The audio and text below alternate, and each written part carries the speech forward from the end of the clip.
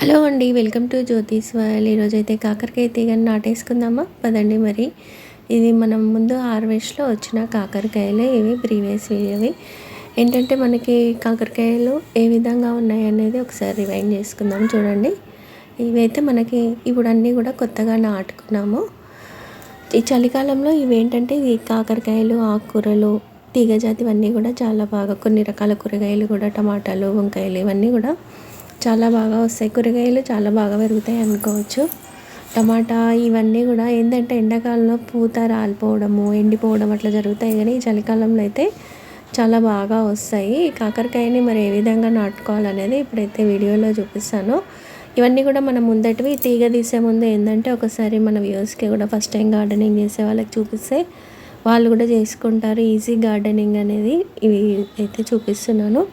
మరి మన ఛానల్ని ఫస్ట్ టైం చూస్తున్న వాళ్ళైతే సబ్స్క్రైబ్ చేసుకోండి. వీడియో నచ్చినట్టుంటే లైక్ చేసి షేర్ చేయండి.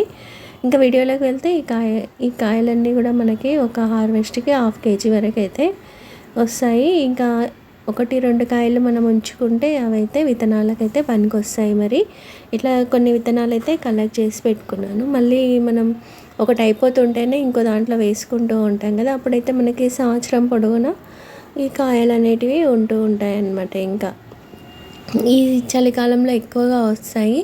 ఇంకా మనకి ఎండాకాలంలో అట్లయితే కొద్దిగా తక్కువగా వస్తాయి.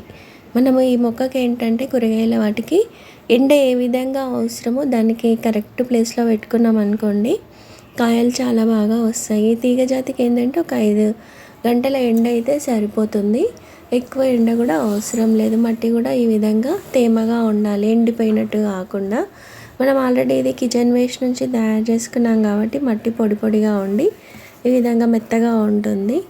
ఒట్టి మట్టిలోనే పెట్టాలనుకున్న వాళ్ళు కొంచెం కోకోపీట్ పౌడరు, కొద్దిగా మట్టి, ఆవు ఎరువు వేసుకుంటే సరిపోతుంది అనమాట. ఇట్లా మనం మట్టి మిశ్రమాన్ని ఎప్పుడైనా విత్తనం నాటుకునే ముందే కాకుండా ఒక 15 రోజుల ముందు మనము మాగించుకుంటే ఇంకా మొక్కలు చాలా బాగా మొలకెత్తుతాయి. ఇప్పుడు మనము ఈ సపరేట్ కంటైనర్ కాకుండా ఈ ఉన్న కంటైనర్లోనే ఒక పక్కగా నాటైతే చూపిస్తాను. ఇది మనకి ముందు వీడియోలో ముందు వేసుకున్నప్పుడు ఉన్న ఈ ఎరువు, ఇందులోనే బీరతీగ కూడా ఉంది. పక్క పొట్టు అయితే మనము ఇప్పుడు కాకరకాయ అయితే నాటుకుందాము. ఈ తీగ జాతికి ఏంటంటే మనము నాటుకునేటప్పుడు కొద్దిగా 2 విత్తనాలు ఉండేటట్టు చూసుకున్నాం అనుకోండి, మంచిగా పెరుగుతాయి అన్నమాట. మొక్కలు పాలినేషన్ అవి బాగా జరిగి ఇట్లా మనకి ఆవు ఎరువు, మనకి ఆవుది కానీ గేదెది కానీ ఇలాంటివి మాగింది ఎరువు ఉంటే వీటికి చాలా బాగా పెరిగే అవకాశం ఉంటుందన్నమాట. కిచెన్ వేస్ట్లో అయినా సరే ఇవి ఉండేటట్టు చూసుకోండి. చూడండి, రోజు నీళ్ళు చల్లుతూ ఉంటాం కదా, ఈ విధంగా అది మాగుతూ ఉంటే ఆ మొక్కకి కావాల్సిన బలం వచ్చి మొక్క హెల్తీగా పెరుగుతుంది. ఇది వారం రోజుల మొక్క. చూడండి, పక్కన బీరకాయది చాలా ఫాస్ట్గా మొలకెత్తుతుంది. మొక్క కూడా బాగా పెరుగుతుంటుంది అన్నమాట. ఎండిపోయిన మొక్క కూడా జీవం వస్తుంది అన్నమాట.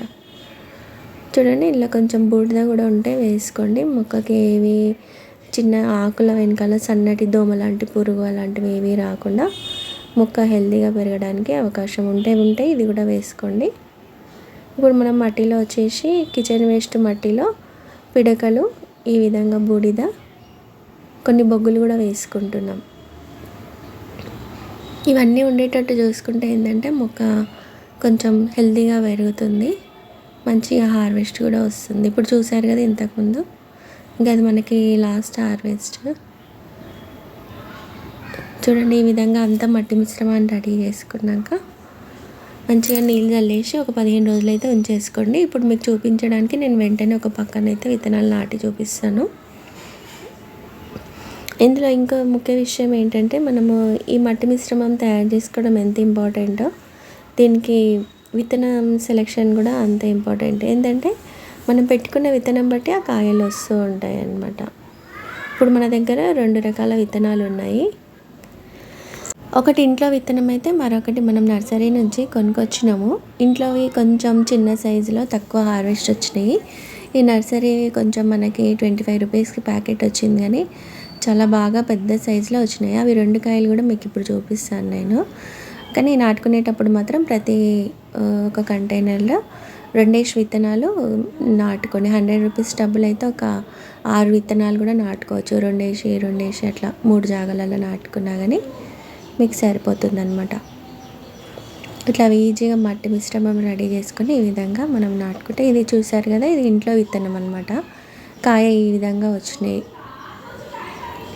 ఇది మనకు నర్సరీ నుంచి తెచ్చుకున్నప్పుడు కాయలు ఇంకా పెద్ద సైజు వచ్చింది. అది ఇంక ఇప్పుడే పెరుగుతుంది. అది చూసారు కదా, ఇట్లా ఉంటుంది. సీడ్ సెలెక్షన్ కూడా, విత్తనం కూడా బాగున్నప్పుడు కాయలు కూడా ఎక్కువ వస్తాయి. దీనికి ఇది మనం పెట్టిన 45 రోజులకే కాయలు వచ్చేసినాయి. 2 కాయలు వచ్చినాయి. మనము 2 తీసేసినాము. ఇప్పుడు ఇది పెరుగుతుంది చూడండి. ఇప్పుడు ఈ మట్టి మిశ్రమం బలంగా ఉంటుంది కాబట్టి మనం ఇంకేమి ఇవ్వనవసరం లేదు. తర్వాత ఇంట్లో కిచెన్ వేస్ట్ వాటర్ రెగ్యులర్గా మనం అన్ని మొక్కలకి ఇచ్చే ఫెర్టిలైజర్స్ ఇస్తే సరిపోతుంది. ఒకసారి ఇట్లా బలంగా తయారు చేసుకున్నాక మనం విత్తనం నాటుకుంటాం కదా, నాటుకున్నాక ఇంట్లో ఉన్న ఫెర్టిలైజర్స్ ఇస్తే సరిపోతుంది. ఇంకా మనకి తప్పకుండా ఒక 5-6 హార్వెస్ట్లు అయితే వస్తాయి.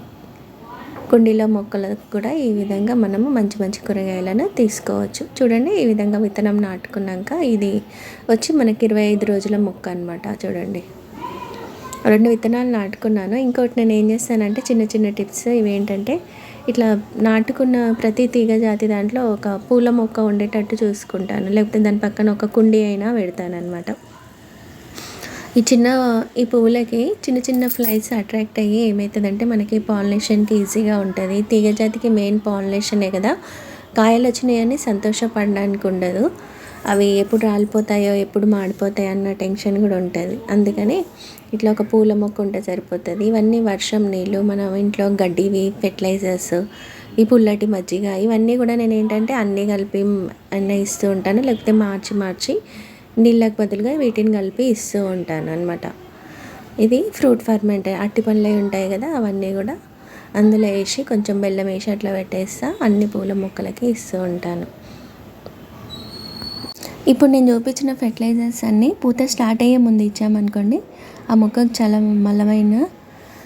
బలంగా పనిచేస్తూ ఉంది అనమాట. అది ఏ విధంగా అంటే ఇట్లా పూత కూడా మంచిగా వస్తుంటుంది. ఇంట్లో చూస్తే ఇది మేల్ ఫ్లవర్, దీనికి చిన్న కాయ వచ్చి పూత వస్తే అది ఫీమేల్ ఫ్లవర్స్. ఇవి ఒకసారి సాయంత్రం పూట చెక్ చేసుకొని మనం పాలినేషన్ చేసినా సరిపోతుంది అనమాట. ఫెర్టిలైజర్స్ అట్లా మనం పడేసేటివి, ఇంట్లో కిచెన్లో పడేసేటి వాటిని అట్లా కలెక్ట్ చేసి పెట్టుకుంటే, టెర్రస్ పైనే కాబట్టి పెద్ద మనకి స్మెల్, దోమల బాధ అవన్నీ ఏముండవు. మనం వీటిని ఇస్తూనే కూడా మొక్కలకి తగిన జాగ్రత్త కూడా తీసుకుంటూ ఉండాలి. ముందు వీడియోలో చూపించాను కదా, ఈ విధంగా చేసుకుంటే కాయలు కూడా ఇంత బాగా వస్తుంటాయి. మొక్కలకి ఏ ఫెర్టిలైజర్ ఇచ్చినా కానీ మనం అంత ప్యూర్గా ఇవ్వకుండా నీళ్ళల్లో అయితే కలుపుకొని ఇవ్వాలండి. మనము డైరెక్ట్గా ఇస్తే మొక్క తీగలన్నీ మాడిపోయి కుళ్ళిపోయే అవకాశం ఉంటుంది. ఇంకా ఇవన్నిటితో పాటు ఆ మొక్కకి సరైన గాలి, వెలుతురు ఇవన్నీ కూడా తగిలేట్టు చూసుకొని ఒక 5 గంటల ఎండ ఉండి మట్టి మిశ్రమం ఆ విధంగా మనం కలుపుకున్నట్టు ఉంటే ఈజీగా అయితే ఈ కాకరకాయ తీగను కూడా పెంచేయచ్చు. కాకరకాయ ఆరోగ్యానికి మంచిది కాబట్టి వారంలో ఒక్కసారైనా తినాలి. మనం ఇట్లా ఈజీ గార్డెనింగ్ చేసుకుంటూ కాకరకాయలను కూడా పండించుకోవచ్చు. ఇంకెందుకు ఆలస్యం, వెంటనే ఈ చలికి మంచిగా పెరుగుతాయి కదా ఈ తీగ జాతులన్నీ. సోర, బీర, కాకరకాయ ఇవన్నీ కూడా స్పెషల్గా ఆకుకూరలు కూడా చాలా బాగా పెరుగుతాయండి. వెంటనే నాటేసేయండి. మరి నాటిన ప్రతి చోట 2 విత్తనాలతో మాత్రం స్టార్ట్ చేయండి. ఇంకొకటి, మనం ఈ ఆకులు తీగలు పెరుగుతూ ఉంటాయి కదా, మొదట వచ్చే 2 ఆకులని మాత్రం కింద నేలలో ఆననీయకండి.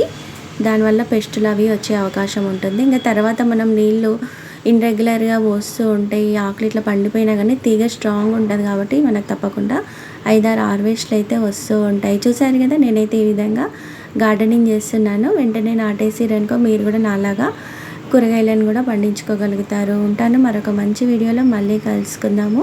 వీడియో నచ్చితే లైక్ చేయడం, ఫస్ట్ టైం చూసిన వాళ్ళైతే సబ్స్క్రైబ్ చేయడం, షేర్ చేయడం అవన్నీ కూడా మర్చిపోకండి. Happy gardening. ఉంటాను మరి మరొక మంచి వీడియోలో మళ్ళీ కలుసుకుందాం.